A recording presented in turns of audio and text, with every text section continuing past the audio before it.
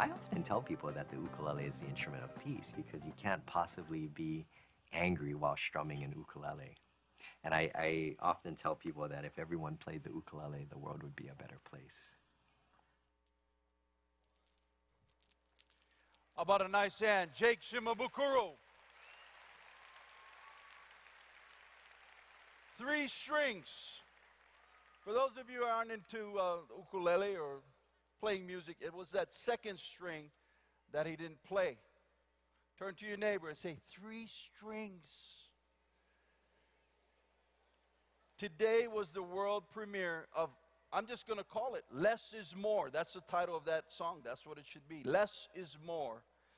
Next year, 2 strings. The year after,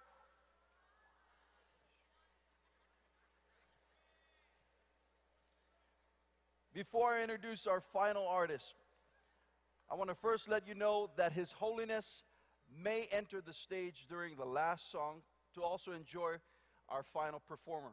Would like to ask you to please remain seated and continue to enjoy the music. We will introduce His Holiness following the last song. Our final entertainer grew up surfing and playing guitar on the North Shore of Oahu.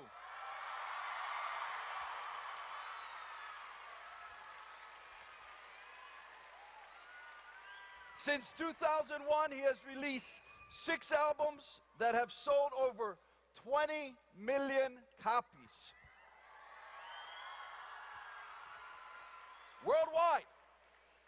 And with his success, he has always tried to take the spotlight and shine it on issues important to him. And in 2003, he and his wife founded the Kokua Hawaii Foundation and the Kokua Festival to support environmental education in Hawaii schools and communities. Ladies and gentlemen, in case you haven't figured it out by now, please welcome to the stage the one and only Mr. Jack Johnson.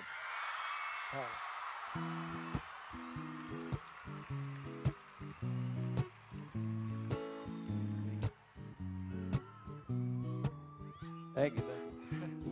Thank you. Such an honor to be here. Thank you. There's no combination of words I could put on the back of a postcard. No song that I could sing, but I can try for your heart. All dreams, and they are made out of real things, like a shoebox of photographs with sepia tone loving. And love is the answer, at least for most of the questions in my heart, like why we're here and where do we go and how come it's so hard. It's not always easy and sometimes life can be deceiving. I'll tell you one thing, it's so much better when we're together. So much better when we're together. Well, we'll look at them stars and we're together. So much better when we're together. Well, so much better when we're together.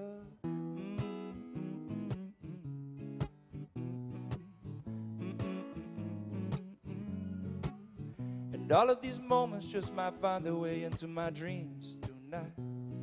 Know that they'll be gone. The morning light sings or brings new things.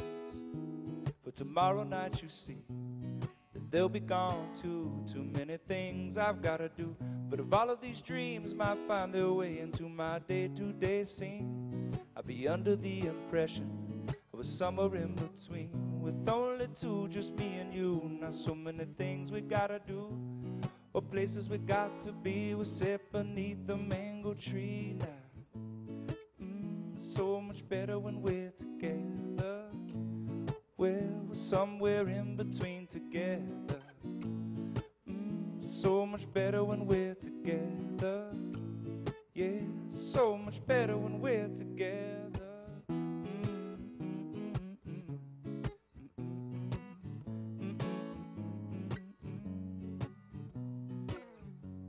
But I believe in memories, they look so pretty when I sleep at night. And when I wake up, you look so pretty, sleeping next to me.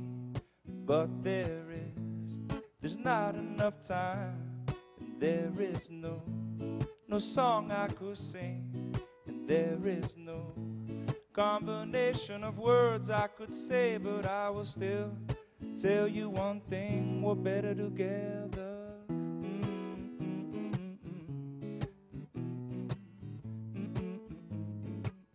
We're better together. Mahalo, thank you.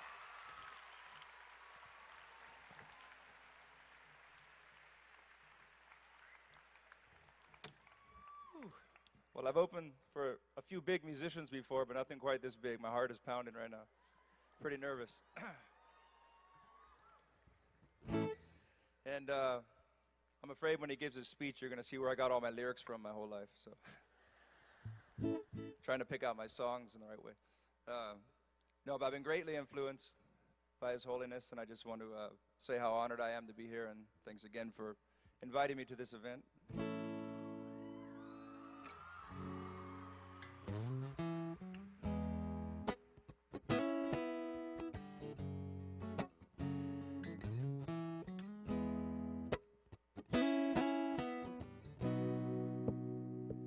Times like these, and times like those, what'll be, will be.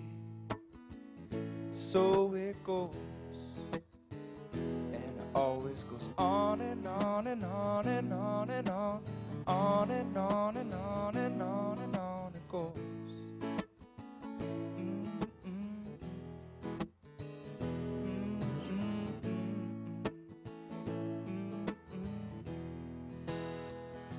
There's always been laughing, crying, birthing, dying, boys and girls with hearts that take and give and break, to heal and grow and recreate and raise and nurture within her from times like these, times like those.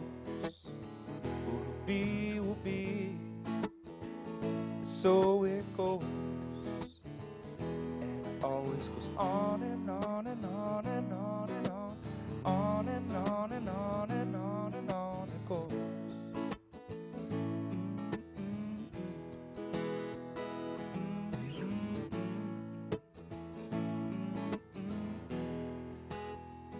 And there'll always be stopping, going fast and slow, and action, reaction, sticks and stones and broken bones.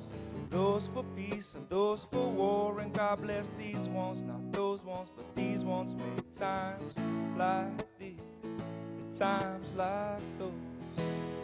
What'll be, will be, so it goes,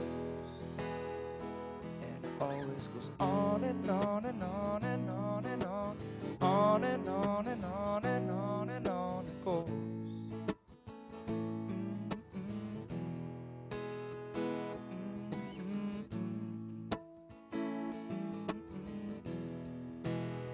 Somehow I know it won't be the same. Somehow I know it'll never be the same. Thank you.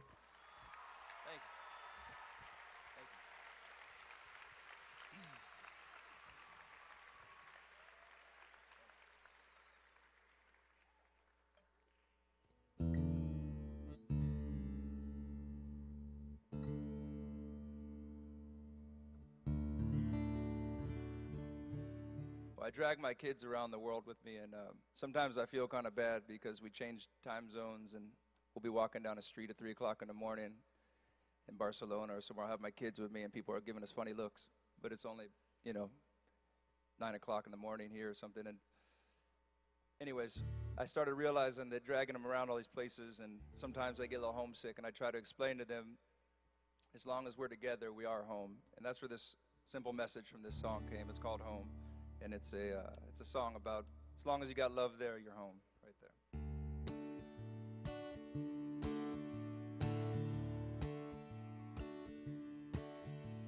I've gotta get home, there's a garden to tend, all the fruits on the ground. The birds have all moved back into my attic, whistled and static, When the young learn to fly, I will patch up the holes once again. And I can't believe that my lime tree is dead. I thought it was sleeping, I guess it got fed up with not being fed. And I will be too. I'll keep food in my belly and hope that my time isn't soon. Isn't soon. So I try to understand what I can't hold in my hand, and whatever I find, I'll find my way back to you.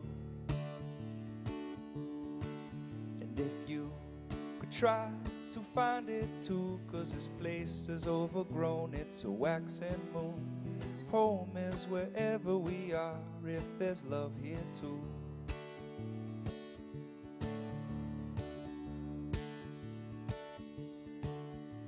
The back of my house, there's a trail that won't end. We went walking so far, it grew back in, and now there's no trail at all, only grass growing taller. I'll get out my machete and battle with time once again. But I'm bound to lose, 'cause I'll be damned if time don't win. I've gotta get home, there's a garden to tend. All the seeds from the fruit buried and begin their own family trees. Teach them thank you and please as they spread their own roots. Then watch the young fruit grow again. This old trail will lead me right back to where it begins. So I try to understand what I can hold in my hand, and whatever I find, I'll find my way back to you.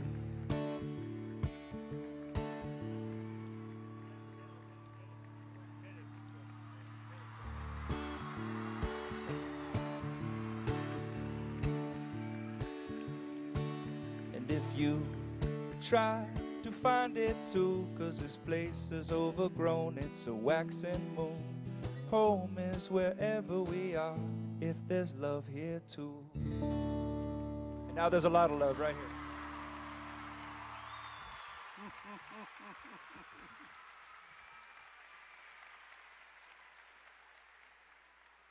Thank you. On behalf of all the entertainers and the Pillars of Peace Hawaii, we'd like to welcome His Holiness, the Dalai Lama.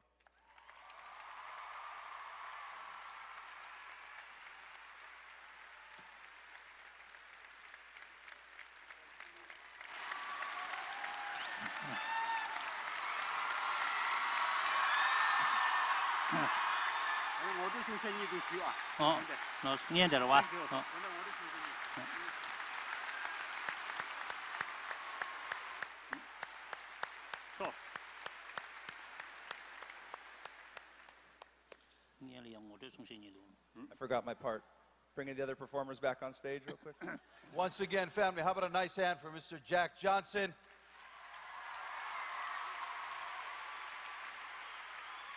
Big mahalo to all of our entertainers, Jack Johnson, Taimane Gardner, and Anuhea Jenkins, as they pay their respects to His Holiness.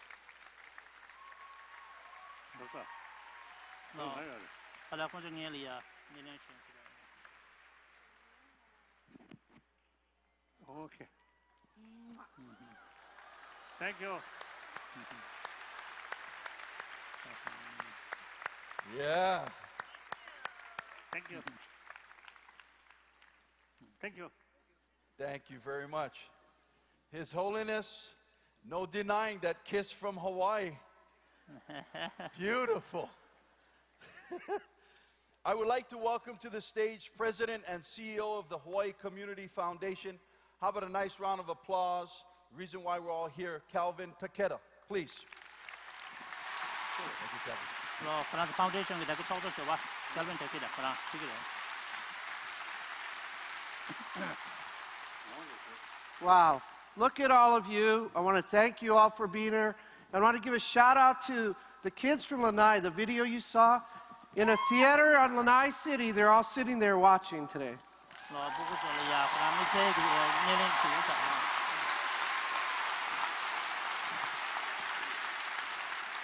So on behalf of the Hawaii Community Foundation, I want to thank you for joining us for this momentous occasion. His Holiness' visit to Hawaii marks the launch of the Pillars of Peace program and is the first in what we hope will be a series of visits to Hawaii by global peace leaders so that we may learn from their wisdom and share Hawaii's unique culture, history, and spirit of aloha. As I look into the audience, I'm inspired by each of you for making the effort to be here today. Hey, I may be old, but I remember what it was like to give up a precious Saturday when I was your age. You're in that fluid stage of life, molding your values that will define your character and future happiness, and we're delighted that you would join us. Your attendance gives me hope that your generation, more than the ones who preceded you, will build on this foundation of aloha, one person at a time, with courage and conviction. And that your generation understands that only through peace can we solve the most challenging issues of the day around the environment, justice, and sustainability of our planet. We hope these visits and the Pillars of Peace Hawaii program will ignite in you the determination to make our community more vibrant, tolerant, and compassionate. The launch of the Pillars of Peace program would not be possible without the generous support from our partners who provided in-kind as well as monetary contributions. They are the James and Abigail Campbell Foundation, the Harold Cale Castle Foundation, the East-West Center, the Charles Engelhard Foundation, the Grossman Charitable Foundation, the Learning Coalition, Wayne Pitluck and Judy Pyle, Roberts Hawaii, Hank and Akemi Rogers, the Stupsky Family Fund of the Hawaii Community Foundation, and the University of Hawaii. Please join me in thanking them.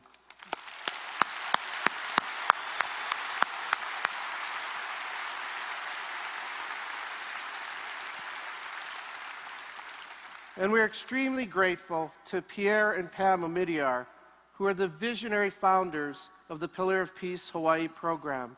Through their generosity, the Omidyar Ohana Fund of the Hawaii Community Foundation is underwriting a substantial portion of the costs related to the program and the visit by the Dalai Lama. And because of their personal relationship with His Holiness, they were able to extend an invitation to him to be the inaugural speaker for the Pillars of Peace Hawaii program. Please join me in thanking them.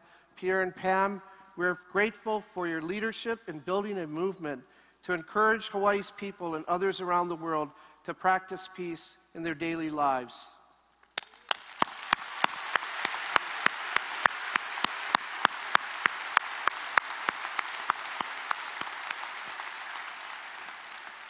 And now I'd like to introduce Pam Omidyar, who will in turn introduce His Holiness the Dalai Lama.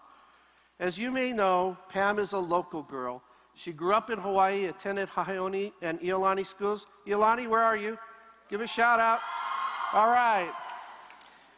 She not only knows about the Aloha spirit, Pam lives it every day, at home, at work, and when she's in the water surfing, her favorite thing to do. She is known for her strong values, which are undoubtedly influenced by her childhood spent in Hawaii. She has a passion for science and a love of humanity. She's found creative ways to combine both those elements into her life's work. In founding Hope Lab, Pam created a video game to help kids with cancer take control of their disease and is now experimenting with other tools and technologies to help kids live healthier lives. Through her work at Humanity United, Pam is a tireless advocate for those without a voice, especially women and girls and victims of mass atrocities like the events that have unfolded recently in Darfur.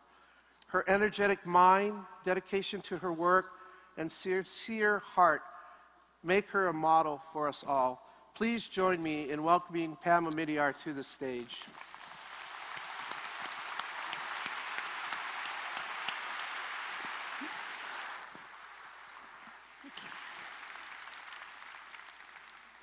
Mahalo, Kelvin. Aloha, everyone, and welcome. It is truly wonderful to see all of you here today to share in the teachings of His Holiness, the Dalai Lama. We are so grateful that His Holiness could travel from India to be with us today. Before he begins, I'd like to share with you some background on the life of the Dalai Lama and how it is relevant to us today. He was born in 1935 in a small village in Tibet, and at the age of 2, recognized to be the reincarnation of the 13th Dalai Lama.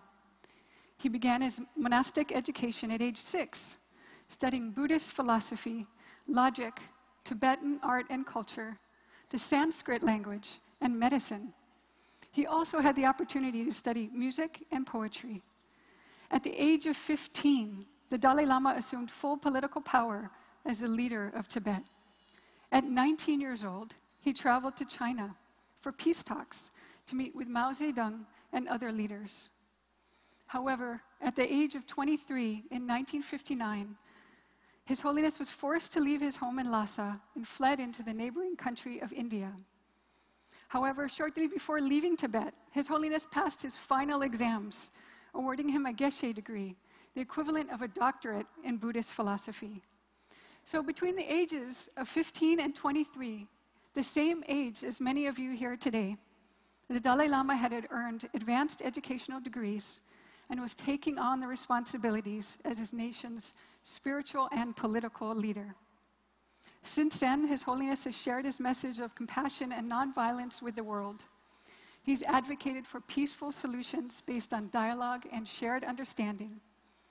He has received numerous global awards, including the Nobel Peace Prize in 1989 and a U.S. Congressional Medal in 2007. This year alone, he has received the Mahatma Gandhi International Award for Reconciliation and Peace and the Templeton Prize. Today, His Holiness will be speaking to the topic of educating the heart. Humans nurture their children from birth. They give hugs, tender care, teach children to be kind, to share, and think of others first. Schools can also play a role in continuing this type of teaching, sharing lessons on empathy, compassion, patience, and conflict resolution. But in an age of budget cuts and standardized testing, these values are being lost in many American schools. I believe it is the combination of both cognitive skills combined with social and emotional learning that will contribute to happier and healthier people, families, and societies. And this is why we must prioritize these values now. Practicing these social and emotional skills is something we must cultivate throughout our lives. As Mother Teresa said, a smile is the beginning of peace. You know that showing a smile instead of getting angry during a misunderstanding can prevent a situation from escalating. In contrast, getting angry can make the situation worse and cause more problems. Empathy, or being able to feel another's viewpoint, helps us to find well-being, not just for ourselves or our immediate family, but for everyone. Your Holiness, you've said that world peace begins with our personal inner peace. You have spent your life consistently living and sharing this most important message, even during the most challenging of times. Thank you for being such an inspirational model for peace.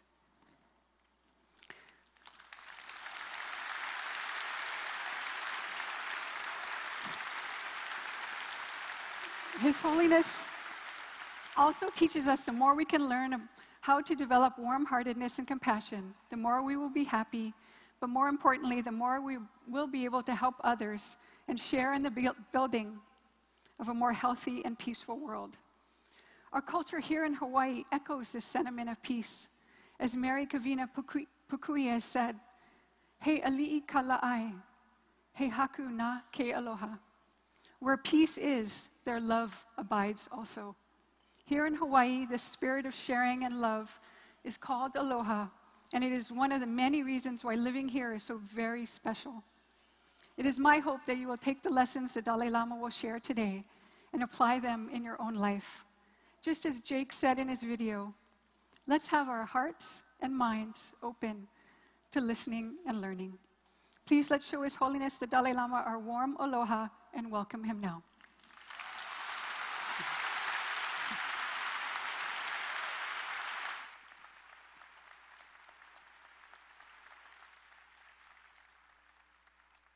Thank you.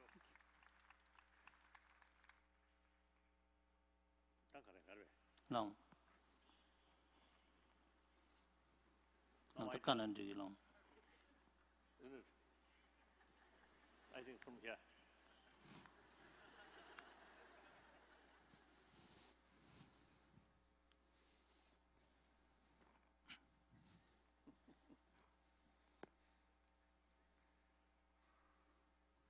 Indeed, I'm very, very happy once more in this country. No. Yeah. Beautiful.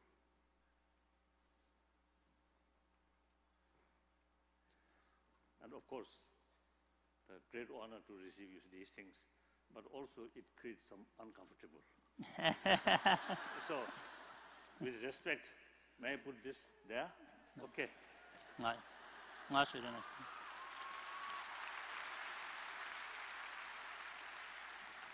Oh, careful, careful. No, di mongo shiu shiu long Right. 7. 9shiu shiu.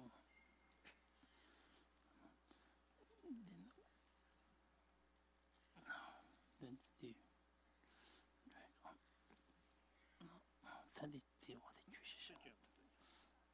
他的被比如说，你被人什么？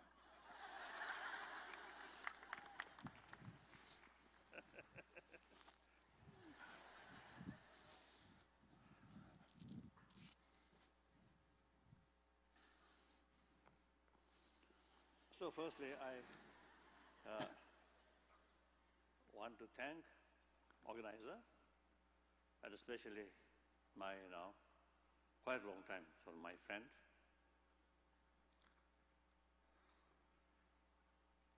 So,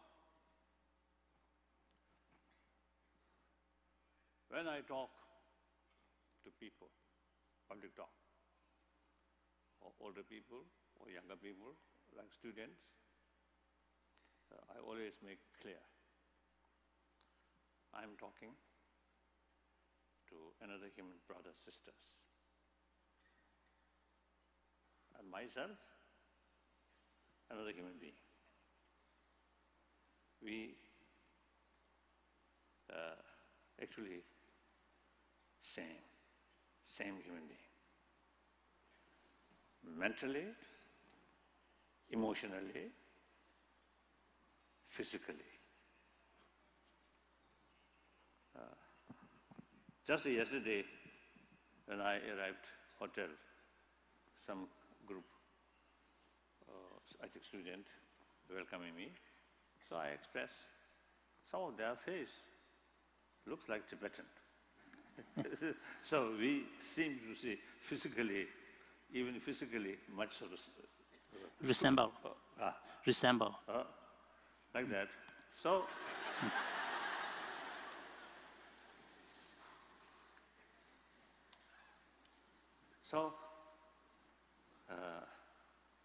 please, you think me as another human brother.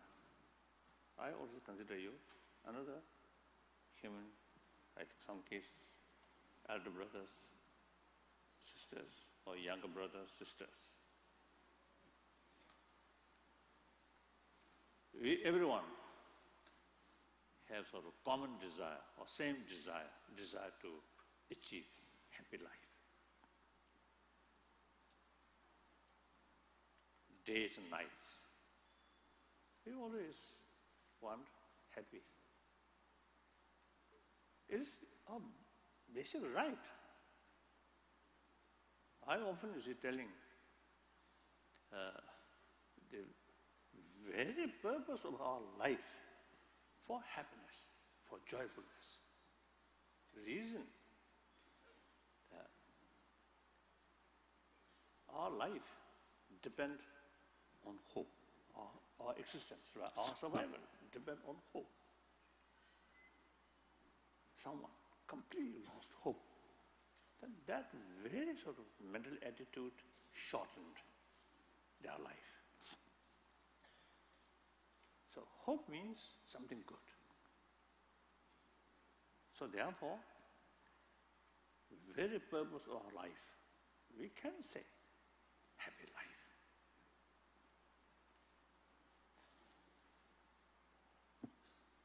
Joyfulness or happiness, happiness not necessarily take just physical pleasure or these things.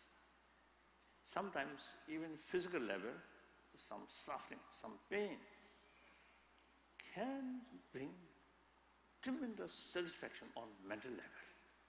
So when I say happiness, mainly you should refer satisfaction. No. So satisfaction bring us inner peace. So now here,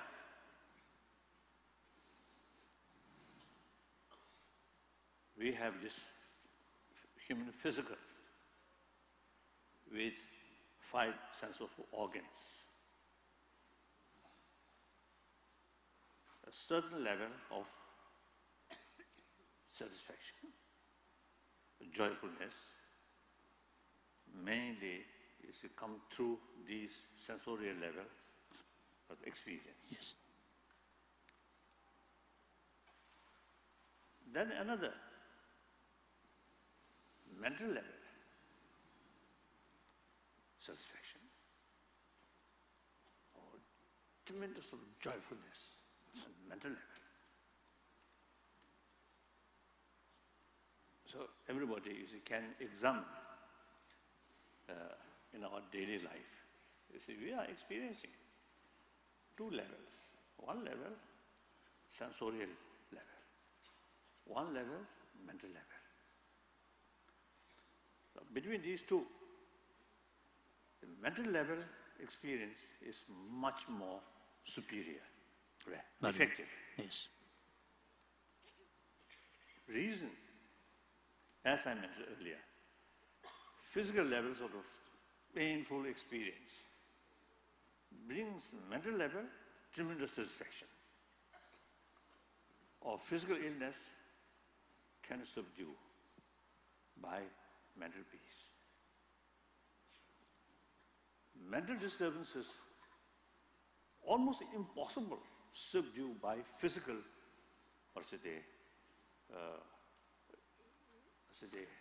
physical happy experience. No.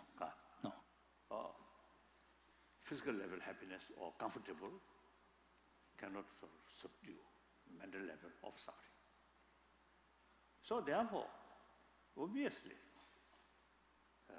we have to think more seriously about mental level experiences.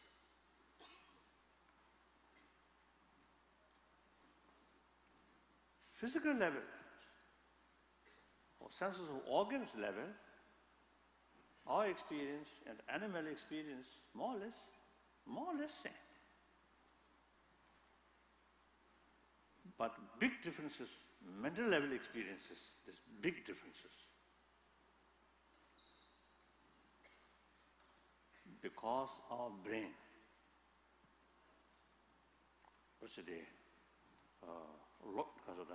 much more sort of ability, thinking about future, remember about past. So, and because of more sophisticated sort of brain, we also have the much more sort of capacity to create visions. That brings hopes. That also creates a lot of anxiety, a lot of fear, a lot of sort of anguish. Anguish. Oh, someday. Very anguish, mental anguish. Mental anguish, like that. So now here, I believe this marvelous sort of brain, eventually we human being develop education and language, script. So I believe the very purpose of education is reduce the gap, reality and appearances.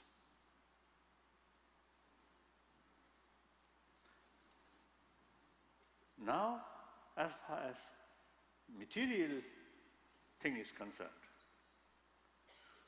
modern scientists highly developed. You see, through research, through experiment.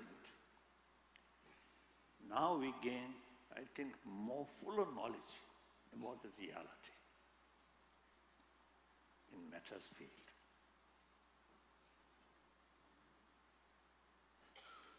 At the mental level, emotional level, modern education, it seems, you see, not adequate. Right? That is not adequate. Because, you see, up to now, modern science mainly focusing, pay attention about matters. But subject side experience, you see, the scientific sort of way of research, so far, not much developed. So now, problem here today, global level, or national level, or even family level. I think some problems, which is of course problem, which sort of due to because of the poverty, Yes. disease, all these, of course, we have to take care. But mental level sort of frustration, anxiety, too much stress. Now here, I think too much sort of mental sort of unrest, some kind of disturbances, too much there. Usually you see many people, you see, relying on what you call tranquilizer. No. One time in America, I think several years ago, one day, long drive from one place to another place. And at lunchtime, we stopped one big house, I think one private sort of house, home. No. We got a very good lunch. Then after lunch, I always used to take care of my teeth. So I went bathroom and take care of my brushing my teeth like that. Yes. Then in front of the sort of basins are there. No. Don't you see? Basin, no. Basin. One box, Medicine cabinet. a little open. Then, out of my curiosity, I think without permission of that person, I opened.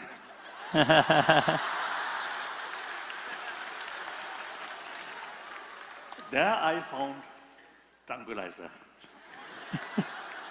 So then I felt, oh, that family, of course, material level, everything there. Very wealthy family. But that family member also, you see, need some tranquilizer. That indicates, you see, there are sort of mental sort of problem, mental worry. There's no other way to cure, but except external means, taking some medicine, or alcohol. Recent years, there's some famous sort of people, really, I think millions of people love, respect, but they themselves, too much trouble, alcohol, right? No. Or drugs, like that. This clearly shows in our education, fail to bring,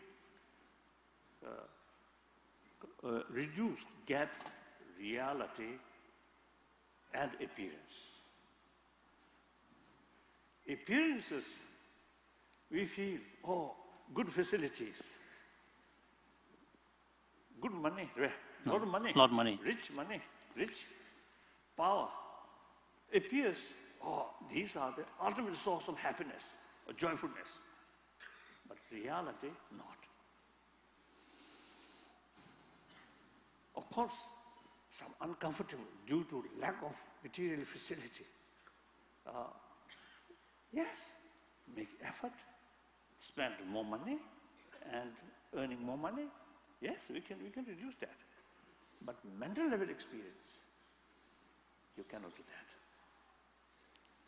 So we must look deeper way about mental sort of today, mental world, its own function. I think among emotions or thoughts, the real destroyer of our inner peace is fear, distrust.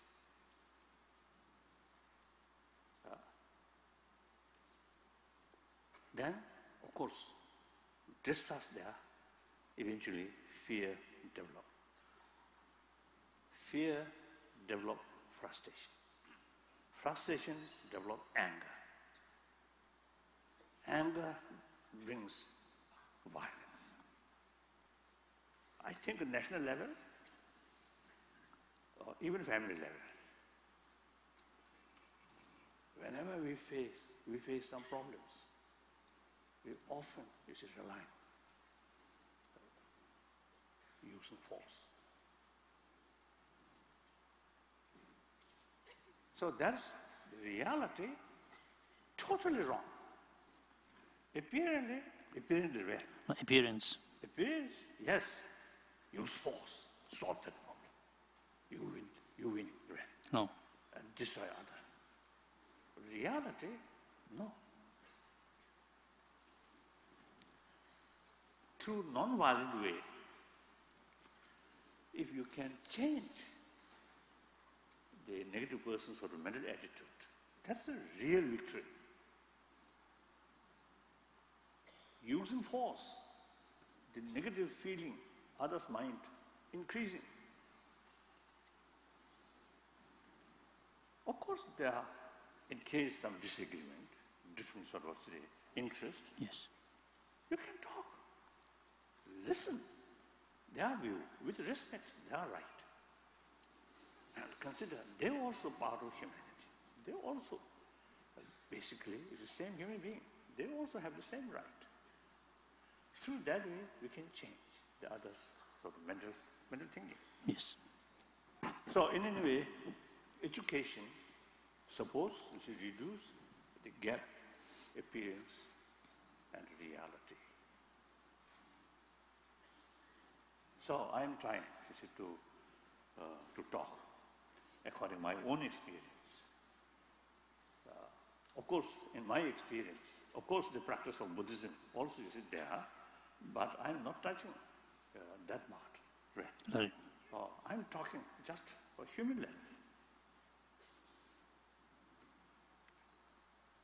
So usually I describe human level, more realistic way to tackle our mental sort of discomfort, right? No. Mental problem. Yes. Through, more awareness about the system of the emotion, system of the mind. So that I always describe secular way to promote ethics. Ethics, of course, still, I'm not very clear. I asked some people, what is the real meaning according to Latin? Yes. Ethics. So some connection with because of the God or spirituality, I don't know. Still, I'm also here, I think some I think professors, I think English professors here. I think, I think you know better. Because, some of my friends, they really feel any sort of moral ethics must be based on religious faith. So there must be some reasons. Some my Muslim friend, as well as some Christian friend, they're rather sort of reserved way No. because of that. They're not happy when I use the word of secular ethics, secularism. But according Indian sort of Constitution.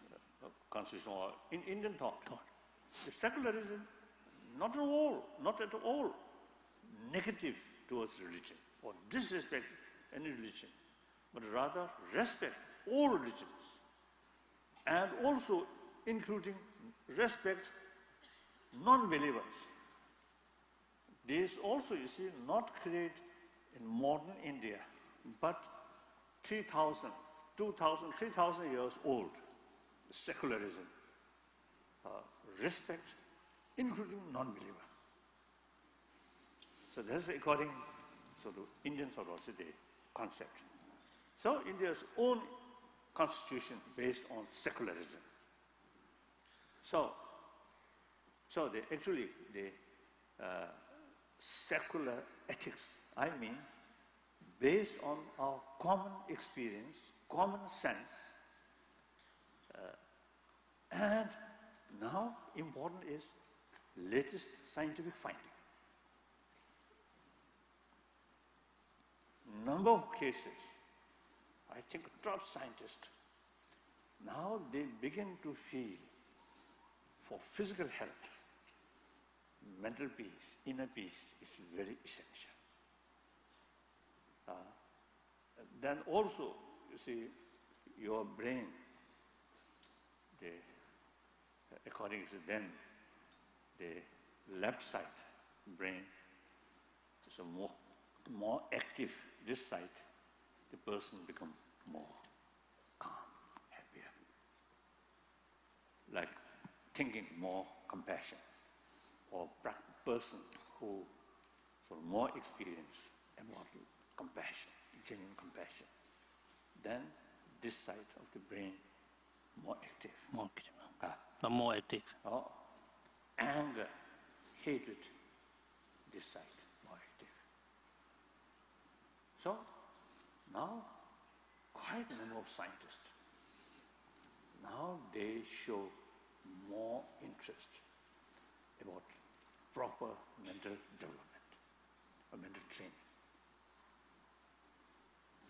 So on the basis of our common experience, common sense and scientific finding, through that way we can make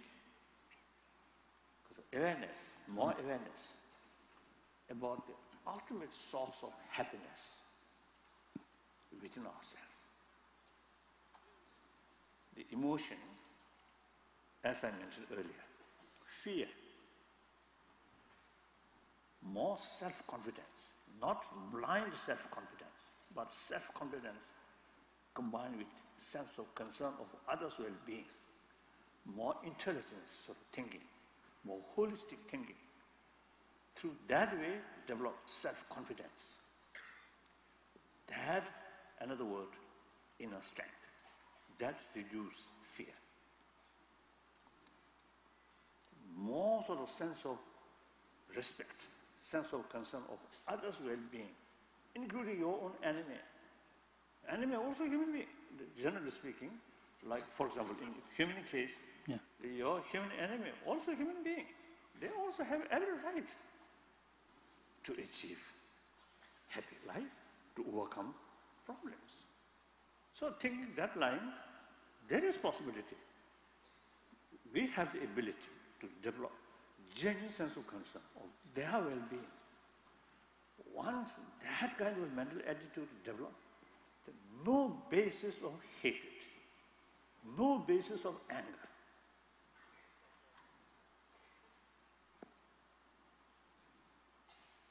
So,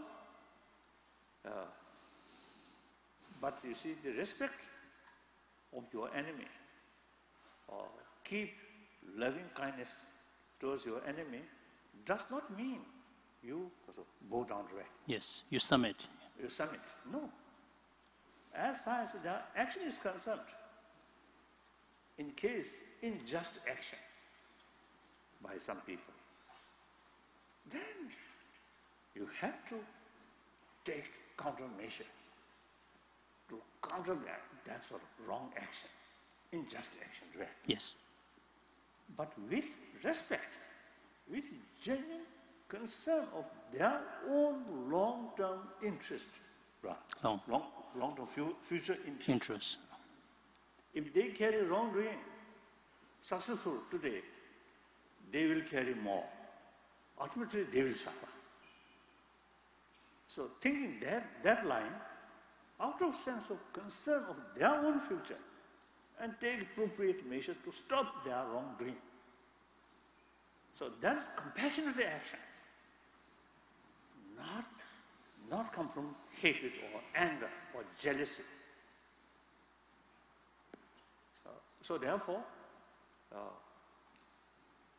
some people, you see too much of a compassionate attitude, that you may lose. That's wrong. Keep compassion. Now, compassion, actually, you see, there are two levels. One level of compassion, just a biological factor. That's limited, biased. That's mainly oriented others' attitude, others' action. Yes.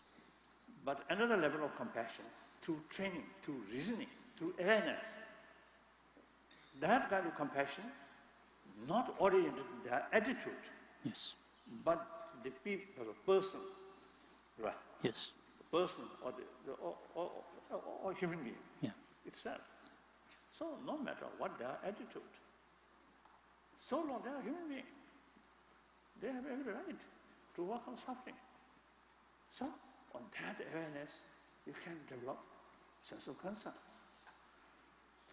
So therefore, according to my own experience, it's taking this line. When you passing through difficult period, and some people criticize you, it don't disturb your mental sort of peace. Yes, occasionally you may take appropriate sort of Actions. action, but deep inside, peaceful. So my point, the awareness, the value of these inner sort of positive sort of emotion or positive sort of thought, love, compassion, forgiveness, tolerance, these things. Not through prayer, not through meditation, but through analyze, through education, through awareness. So that I call education, not only for brain, but also for Heart. warm heart, heartiness, warm-heartedness. So many places in America, and also in India, and also Europe, I often discussing about that with many educationists, many scientists. I think, frankly speaking, quite few with spiritual leaders. No. Mainly it's those scientists, those medical scientists, and brain scientists, and then social workers. Social workers. Social workers like that. That's important. Actually, about 7 billion human beings.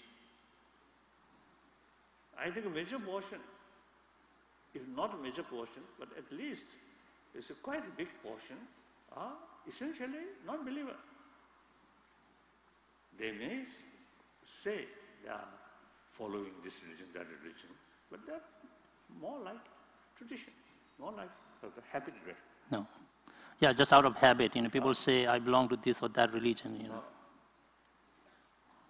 And Christian, the Sunday church, attend, Muslim, mosque, few moments, close eye, looks very serious sort of what's today about religion. But outside, nothing. Your real daily life carry, then cheating, bully, lying, exploiting. So these people essentially not religious sort of practitioners, not religious minded. Right. Nothing. I often used to telling my Indian friend, Indian people, of course, I usually used to describe myself as a son of India. Reason, about I think 3 years ago, some overseas Chinese media people, I think about 10, 15, and one Chinese media person, you see, asked me, why you describe yourself as a son of India? I think he thought that this is something political motivation. Yes. Political, Political statement.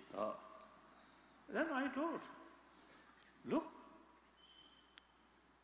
my brain, every particle of my brain filled by Nalanda thought.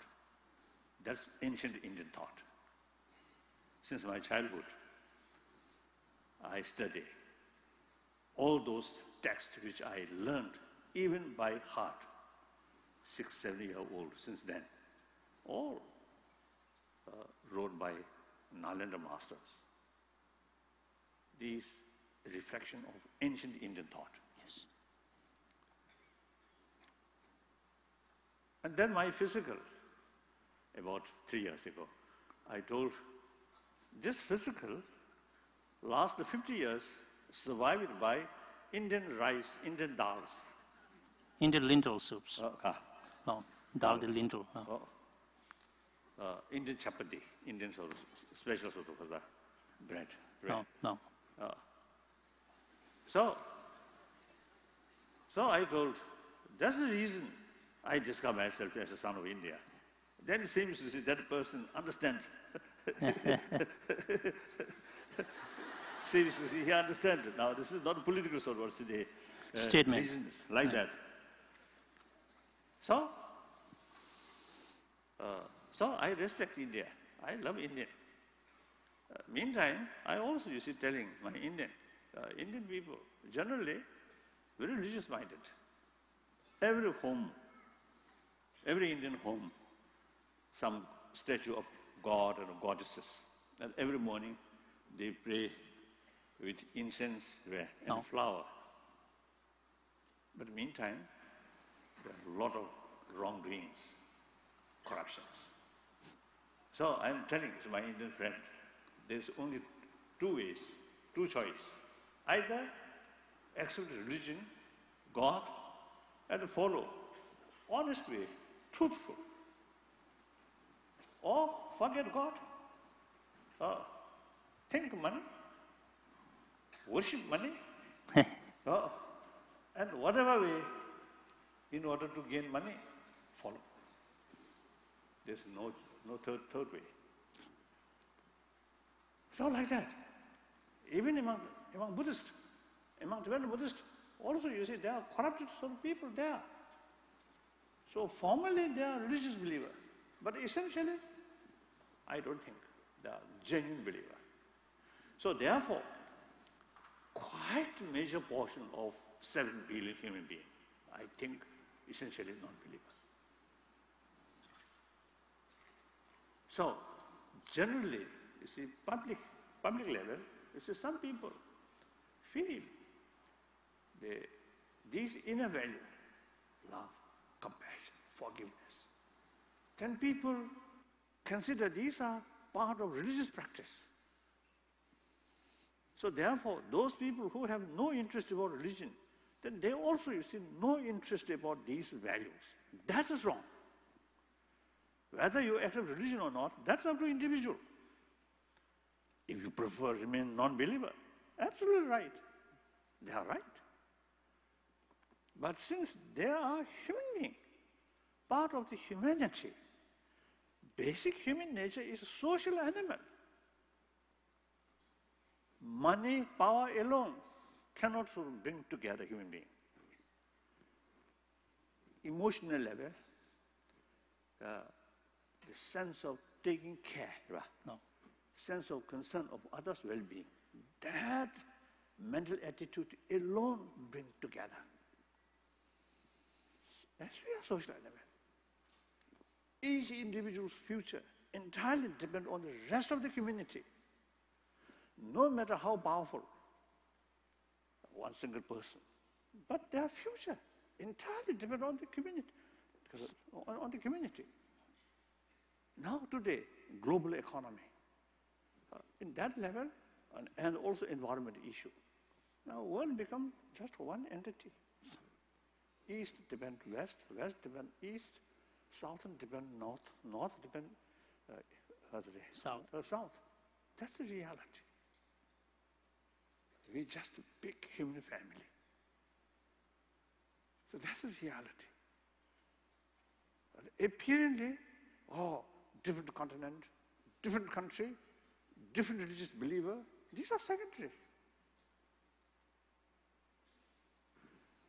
So therefore, to those non-believer, also you see, have to also develop awareness, these inner values. Yes.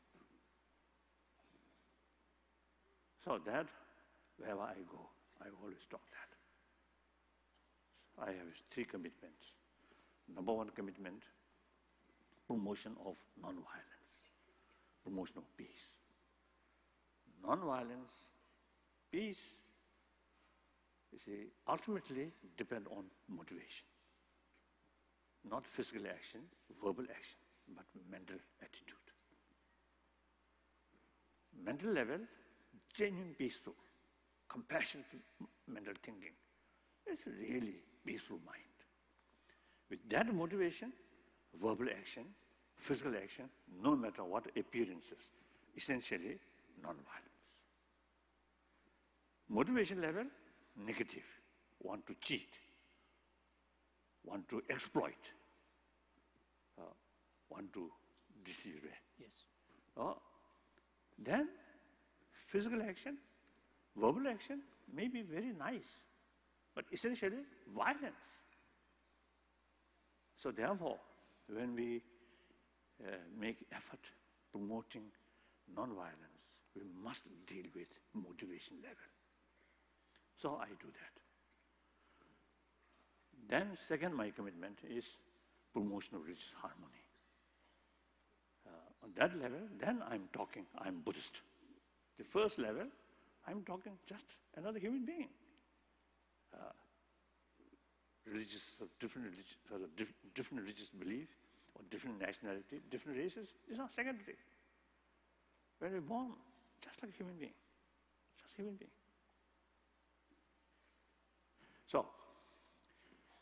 So promotion of religious harmony.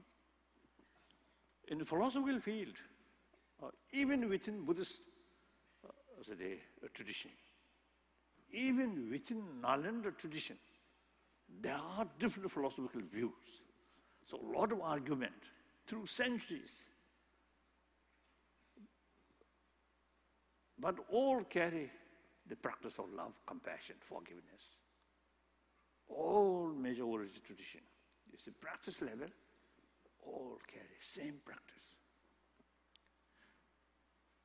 As a result of meeting more people, Christian brothers, sisters, and Islam brothers, sisters, and then Judaism, follower of Judaism, follower of different Hinduism, practically all carry the same practice. So that's important. Philosophical view, different sort of philosophical view. Yes. Simply according to different persons' sort of mental disposition. So different philosophical sort of way of thinking is necessary. So important is the real purpose of these different philosophy. And then same, try to bring good human being, try to make good human being, sensible human being. So same goal. So on that level, I made my own sort of share of contribution promoting religious harmony. And previously, the third sort of commitment, that's about Tibetan struggle. Now, last year, I completely sort of handed over all that responsibility to elected political leader. So, from that aspect, I'm quite free. So actually, the day I formally sort of handed over all the, almost to say, 4-century-old Tibetan tradition, the Dalai Lama institution alone automatically become head of both temporal and spirituality. Now that I, voluntarily, happily, proudly ended. So I feel very happy. So that very night, I formally sort of handed over. That very night, very unusual sound sleep. So that's personal level, I gain something. So I'm a little bit sort of free, like that. So the two commitment, promotion of human value, promotion of religious harmony, till my death, I will carry. So wherever I go, on human level, I'm sort of talking to audience on human level about how to bring our life more peaceful, with more self-confidence. See, when you lead your life honestly, truthfully, then you can act transparently. Otherwise, you have to something hide, something kasota. Yeah, hide. So you cannot carry transparently. So automatically, these are very bad for trust. As a social animal, without trust, how can live happily? A friendship, social animal, we need genuine cooperation. In order to carry genuine cooperation, you need sense of community, sense of belonging. Right? Yes. And for that, trust is key factor. So just opposite, just destroyer of trust is fear. So open heart is very, very helpful to build healthy family, healthy community. So, now, you see here, I was told mainly, you see, students, right? No. Or students from college also, you see some. Particularly those young people. Usually, I describe those young people whose age below 30 or 20 or 15. Then this generation actually belongs to 21st century. My generation, here, some older brothers, sisters, I think we are generation of 20th century. So our century already gone. So the generation who belongs to that century now already say bye-bye. These generation who belongs to the 21st century. Now, 21st century, only 11 years passed. Because it's 98 years. No, 98 or 99. No. Years yet to come. So this is beginning of the 21st century. So the generation, you, who also, may sort of experience the 20th century sort of, or violent century sort of experience. At least you get some fresh memory about 20th century sort of too much violence, too much destruction. So now you are the generation who really have the sort of responsibility to create what's the peaceful century. 20th century, marvelous century. Technology in many fields. We, humanity, really invented a lot of sort of also the wonderful sort of things. At the same time, 20th century, according to some historian, over 200 million people killed through violence.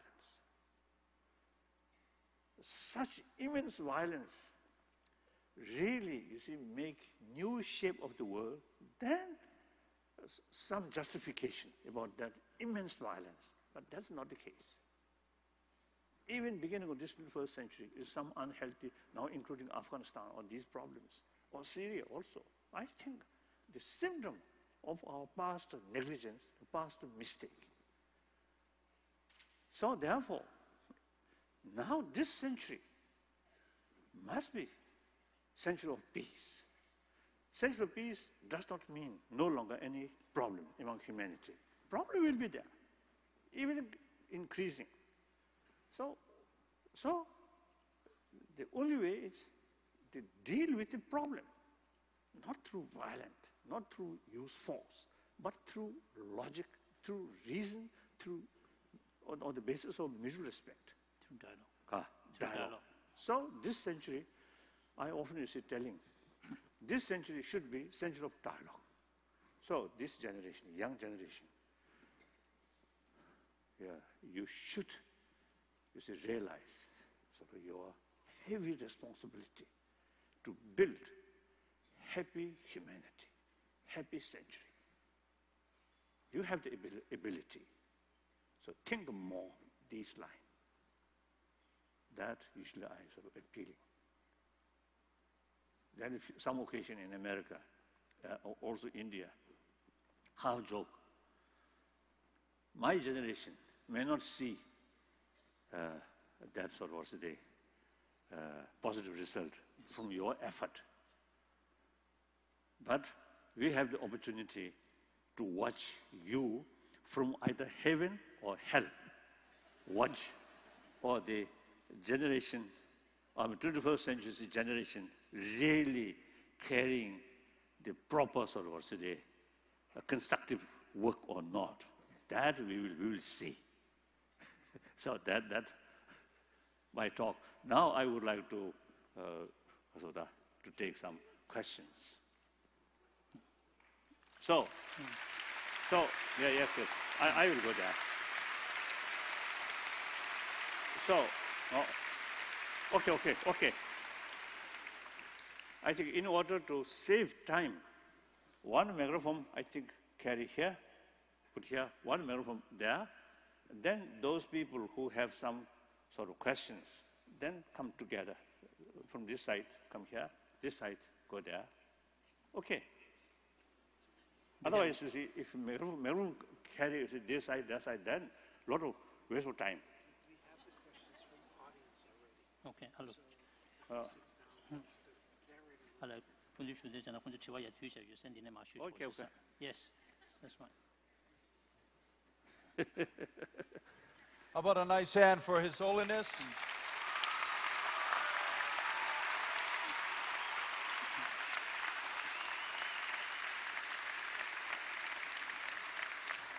Some of the questions.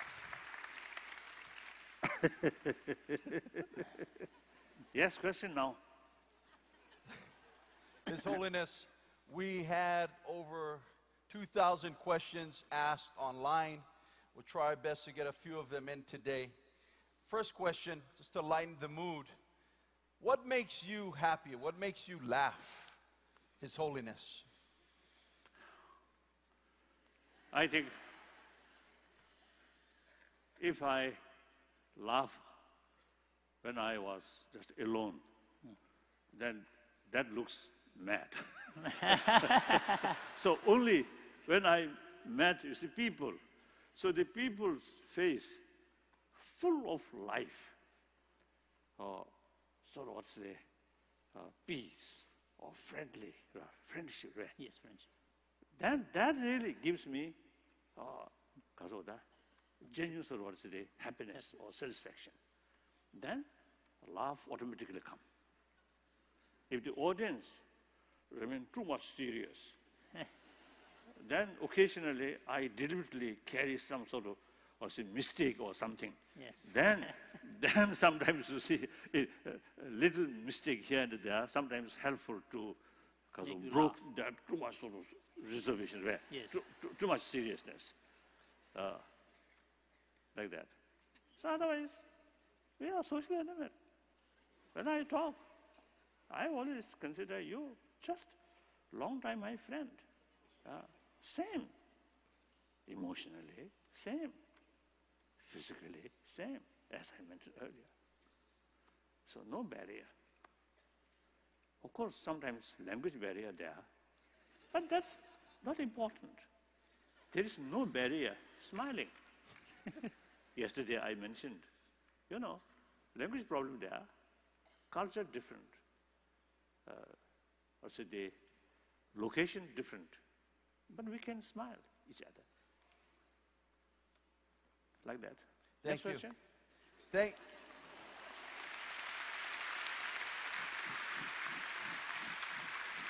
Thank you for allowing us to feel comfortable. You made me feel just like talking to my brother. That's how I feel. And I love the story that made me laugh about peeking into the medicine cabinet. Karsa. Well, no, I like that story. Only. Yes, that's funny. I like that. Some more serious questions. Perhaps I think illegal. Yes. Yes. Without permission of Yes, that yes. person.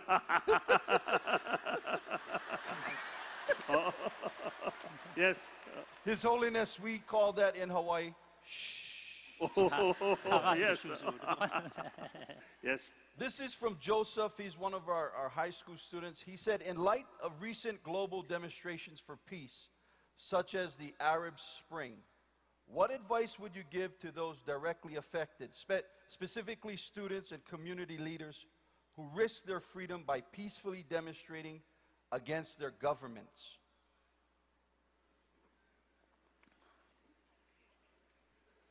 Generally, in the past, several months, some occasion I express, they already achieve new opportunity. Individual people can do more constructive things under totalitarian system, difficult. So they already achieved something. Now, important is they should unite, work together, and forget about past differences and look forward their common interest. Firstly, economic development, then education, and hopefully and eventually education, including education of warm-heartedness. So that I want to. Already, you see, several months, I already expressed that. I just repeat that here. Okay. Thank you. Thank you.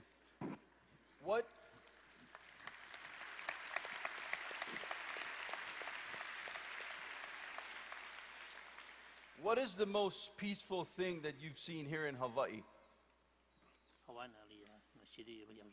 시리가래.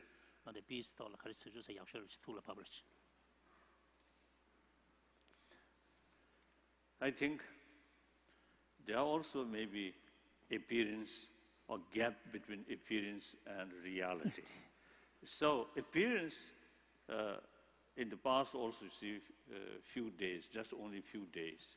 And now this time, of course, almost now, it was 1.5 days, right? No. 1.5 day. So only experience, appearances. Now, in order to know the reality, you have to spend more time and meet more people. And then what really going on underneath.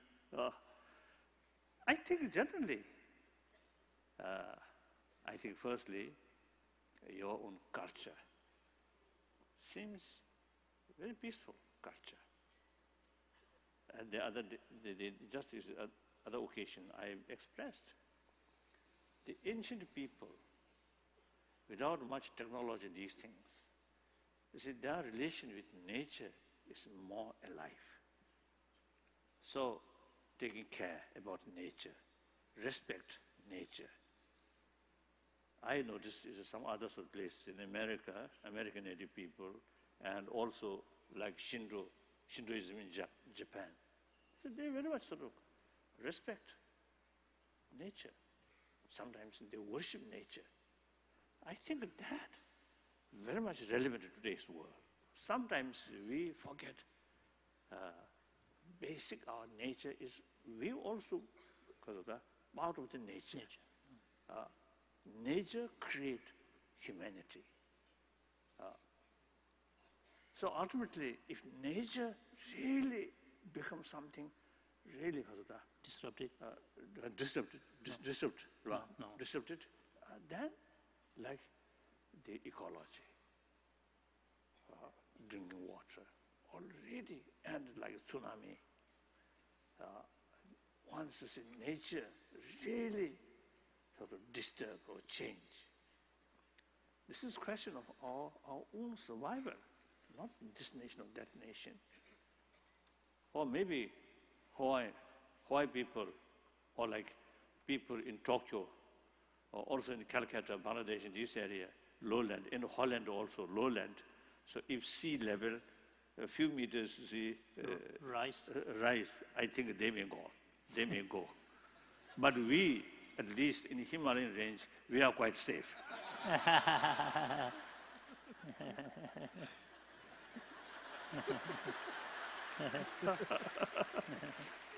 So I think it is wrong. We are super sort of sentient being. We can control nature. I think that kind of sort of attitude is wrong, unrealistic. So we have to take care about nature, about environment, these things. So I think people, your own heritage, your own culture, I think very much sort of related with these things. That's my view. Thank you. Okay.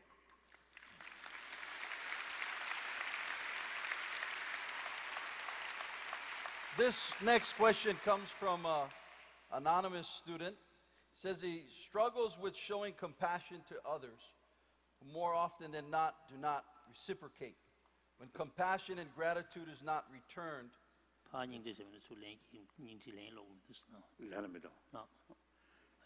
So, yes. Please finish, yeah.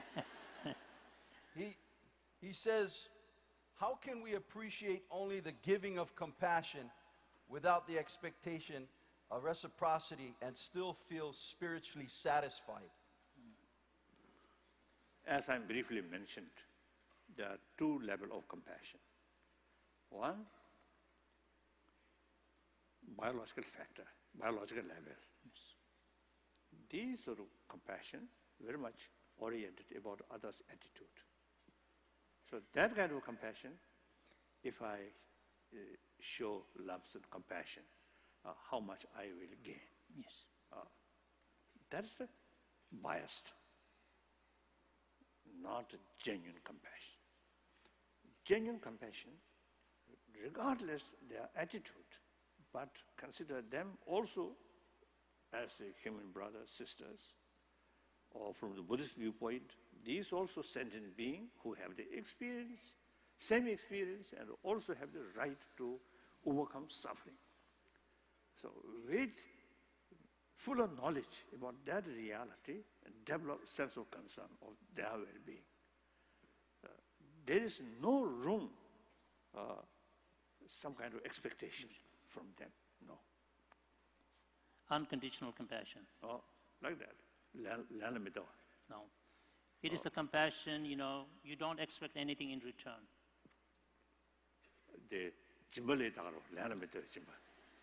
And also we can talk about, giving or generosity. You just kind of unconditionally give. You don't expect anything in return. I think basic human sort of nature, we have that kind of sort of capacity. It's there. It's just some people, totally dedicated, serving others without expectation. I noticed some really selfless sort of social workers. They're truly dedicated well-being of others without any expectation. And you see, helping strangers, unknown people, strangers. So we have that sort of kind of capacity there. Usually, I think when we born at young age, I think very young age, children, and don't care about their social background or races or religion or family background. Simply, they consider as a sort of same sort of the player, some player, something. Oh, yeah, just they see each other as like playmates. They don't care about their backgrounds. So there, sometimes I feel at very young age, I think real value of human sort of natural sort of values, I think more alive. Then through education, and eventually we stress importance about religious faith or social background, and then what I gain something from that. Then they consider the importance of social sort of background and the importance of their power, importance of their wealth, like that. So then I feel a little bit sort of spoiled, or basic sort of warm-heartedness towards human brothers, sisters. This is my view. Thank you. So therefore, our education should cover, you see, the nurturing, you see, that good sort of seed already there. Then while our brain develop, the meantime, these sort of good things, not just blind faith, through reasons. Yes, you already have these sort of good things there. This is whole your life. In order to be happy person, you must not neglect these values through, as I mentioned earlier, through education. On the basis of our experience, and then here I often used to telling audience, my mother, very, very kind mother, very kind. So of course, the mother who has more children, the youngest mother usually pay more attention, isn't it? So when I was 3 to 4 years, I'm youngest. So my mother really gives me, a lot of attention. The full sort of attention, and very, very kind. And actually, I think all my sort of brothers, sisters, I think never saw my mother's sort of angry face. Almost none. Very, very kind. So sometimes I jokingly telling people, telling the audience, my mother so kind to me, so that little spoiled me. So as a sort of farmer, villager, no other sort of facility to play. So just, you see, my mother is carrying me when she sort of carries some work, farm works like that. So I also feel very comfortable, you see, in my mother's shoulder. I sit. Then I hold my mother's 2 ears. When I want to go this way, this way, if my mother not listen, it's my wish, my sort of guidance, show direction, then I shout. So this is my mother is too kind. So the youngest sort of son, a little bit spoiled, isn't it? Like that. So I think I often, you see, mentioning to audience, several thousand people here.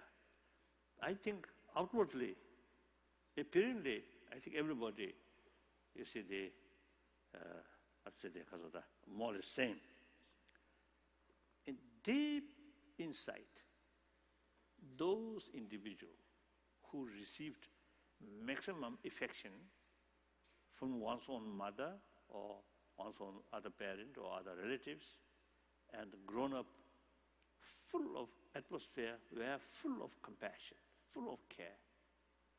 I think these people, in deep inside, I think much more self-confidence, less fear than those children who grown atmosphere, fear, loneliness. In deep inside, some kind of feeling of insecurity. Yes. So I think their physical condition also may be some different. Their whole life, I think the deep level, the happy sort of mood, I think some differences. So therefore, that's a common experience. So sometimes I was jokingly telling my sort of friend,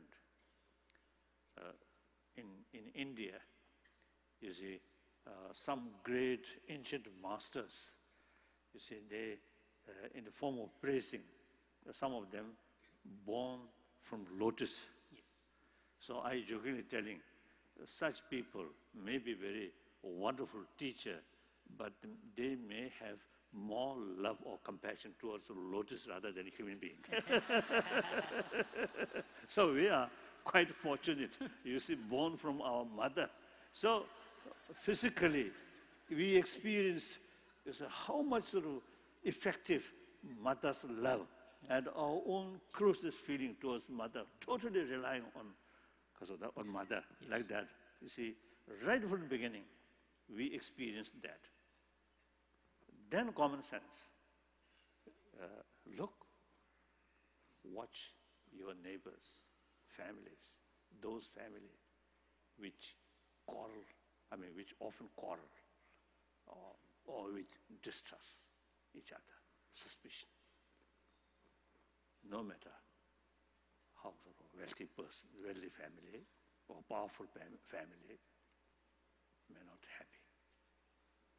Another neighbor, economically, may be poor, but within the family member, full of trust. So these, I think, full of sort of joyfulness, full of trust.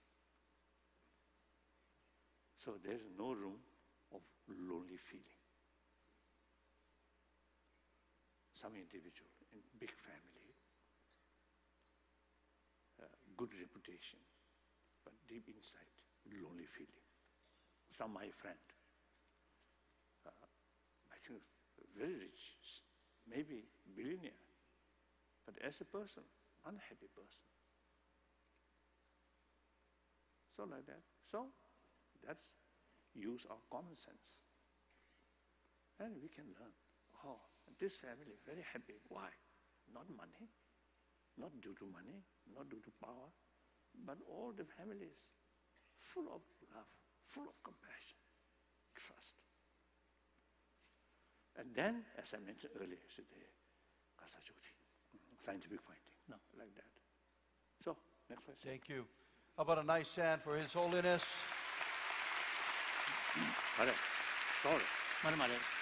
Yes. Thank you for bringing us full circle, His Holiness, especially in regards to compassion. The second part of that question was, do I be compassionate to the person that shows no compassion? And here in Hawaii, it's about family, it's about ohana, and that's where compassion breeds. So thank you for mentioning that and securing that belief here with our family and friends. Thank you so much.